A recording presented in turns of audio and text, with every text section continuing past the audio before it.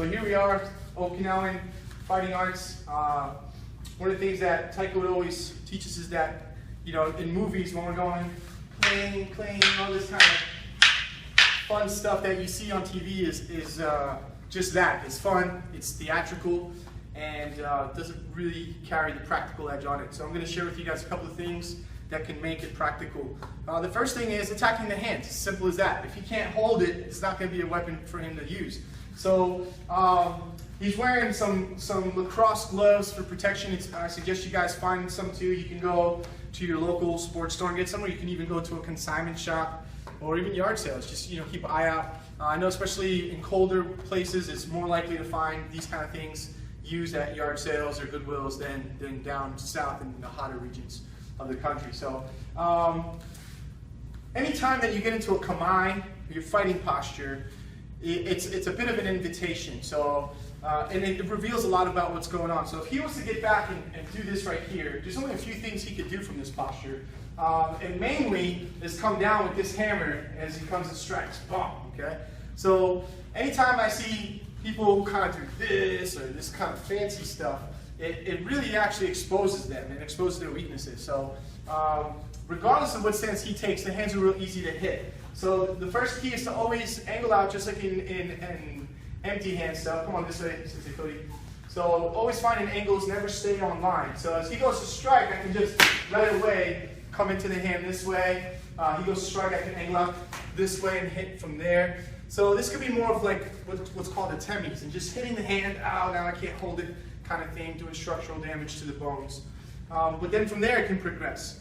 So the hardest part of the bow is not the center or the top and bottom. Top, bottom, right? Who knows? It's the tip, the poke, okay? So this is the second concept that I'm going to show you guys, that this could be a real quick fight ender. It's super easy to break ribs. Again, my kamae is just like this. It's a basic posture here, and it invites you up here. But I'm very well aware of my openings. So in one of our fighting strategies, we call it skigane, which is appearing to be vulnerable, but being aware of your vulnerabilities. So right here, I'm inviting him to come at the head. So same thing, boom. I can move offline and poke that way. I can come over top this way, and I can use this motion here through the hand, or I can use a little bit closer, both arms with the same grip. But I like to maintain my distance. This is a long-range weapon, so I'll come in and boom, use these kind of techniques here. Okay, that can easily be delivered to the face as well, like that. The powerful part about the poke is that if I ask you how long this is, hard to tell like that. But if I ask you how long it is this way, you can tell. So the depth perception, if something comes at you straight like that, it's hard to understand how close it is exactly versus if I'm striking from the sides this way. So that can be combined with your strike. So come on this way. So as I come in and I thrust, then I can use this back end to come in and hit the head like that. So very powerful, very effective, and very simple to do. And that's really the key. Okay? You can also use the bow to lock and trap. And that was one of Taiko's specialties. He used to use his bow like his hand and just kind of wrap and lock people. And you know, a lot of times when we do these techniques, some of the rebuttals I hear is, oh, well, they can just let go. But think about it. If you're holding a weapon, how easy is it for you to let go of it? It's your weapon. Okay, so you wouldn't. That's the bottom line. And a lot of times when these locks occur, you're going to trap their hand on the bow. They can't let go. And so that's another plus, right? So I'll use the poke as an entry. So as he comes in, pop. So that makes him hollow out. It's just a natural reaction. And then from there, I come in and lock. I can use structural damage using my low line, or I can come back out and hit on my way through. Okay.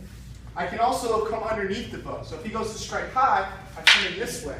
As I hit, look, there's the thrust, and then boom, back down, and then straight to the back of the head, putting him to sleep. Okay. Another way that we like to use the bow is when we make contact to instantly cut down into the hand.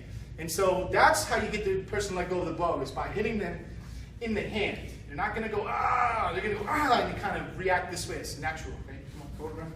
So same thing, he goes to do a head strike, so I come in, boom, and as soon as I hit, I come down onto the thumb, and I can get a release. Now from there I can use a lot of my bow techniques to parry the bow, get it out of the way. So look kind of like this. I come in here, boom, like that. Right, see that again. So here, boom, and like that. Good follow-up strikes to that, hey, is when I hit and pass, this can hit low, and then this can hit high on the way through. So let's see if we can put that together a little cleaner for you guys. Hey.